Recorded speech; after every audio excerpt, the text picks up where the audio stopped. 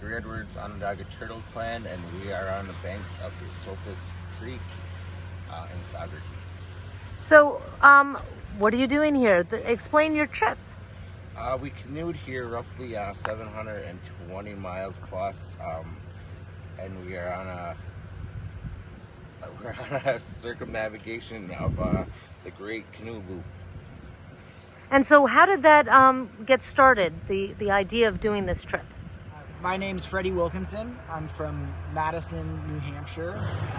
I'm not native. I'm of European ancestry. Great Canoe Loop is really a collaborative effort with different native communities and paddlers throughout the Northeast to rediscover the ancestral waterways of this region.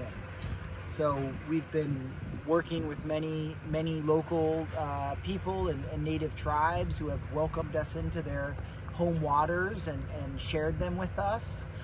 And the center team of the expedition is the four of us here. It's actually been a much larger effort than that, with dozens and dozens of people involved. And so for me, it's sort of interesting to try to get to know your home when your roots aren't that deep compared to others. And personally, this journey has been about making new friends and sharing experience that hopefully can put some good memories into this land and into these waterways that we're paddling. And so, tell me a little bit about your experience, Neil. Neil Benedict, Oneida Turtle Clan. This trip has had a lot of everything to do with canoeing. Every single aspect, downriver, upriver, class 2, even probably some class 5 standing waves out in the Breezy Point area out in the ocean. We took that 31-foot canoes through some big waters. Yeah, talk a little bit about that canoe. Ryan Ranko, Penobscot Nation Turtle Clan as well. We swapped into a 31-foot quote-unquote war canoe. Love barge. We have been calling it the Love Barge because it's not a war canoe. We're here to make friends. It's a Voyager and a sort of it's a friendship canoe. It's a trading canoe. Typically, we'd bring stuff down to trade with other tribes. Based off the original design of the birch bark canoe.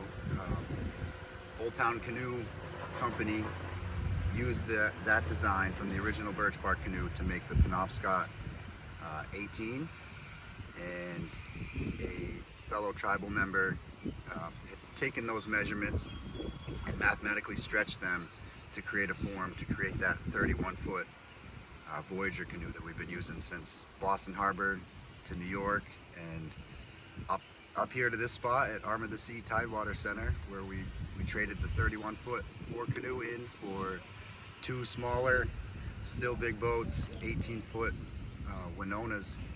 So we'll be taking those for the tighter waters for the rest of the way up to Quebec and beyond.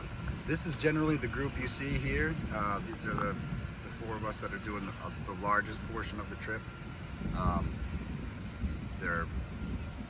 People will be trading in and out along the way. When we get closer to Onondaga, I think there'll be more people joining us. And then when we get back into the Penobscot territory for the West Branch trip, I believe there's quite a few Penobscots that are interested in this trip. Word has gotten out, and since that's the last probably 200 miles of the whole journey, I think we'll see some more fellow tribal members join us. And so, why do this trip? What did this mean to you? I've been, for the last 15 years, I've been traveling these lands, my own homelands, and it's just an opportunity to learn outside of my homelands. And, this was really where we would come down, back in the old days as well. So I kind of just wanted to learn as much as I can about the waters and about the lands and people living on them. It's kind of not often when you're offered to do some epic voyage, right? I mean, this is pretty much epic, right? Yes, this opportunity comes up only once in a great while, so yeah. So I had to say yes. Yeah. I would have totally regretted saying no. Thank you so much for sharing your story with us, and good luck. Thank Safe you. travels. Louie. Thank you. Ryan does the polling like downriver. Yeah, we got to a spot where there's a bunch of beaver dams all around us. Just beaver lodges all over. And we get up in the morning, and the one pole that we had a piece of copper on the end. You know, it's gone. So we think a beaver came up and grabbed it. So we went back and we like around all of the beaver lodges for like a couple hundred yards upriver. Didn't find it. But we ended up finding one upriver, like maybe a mile, and there was one sitting there.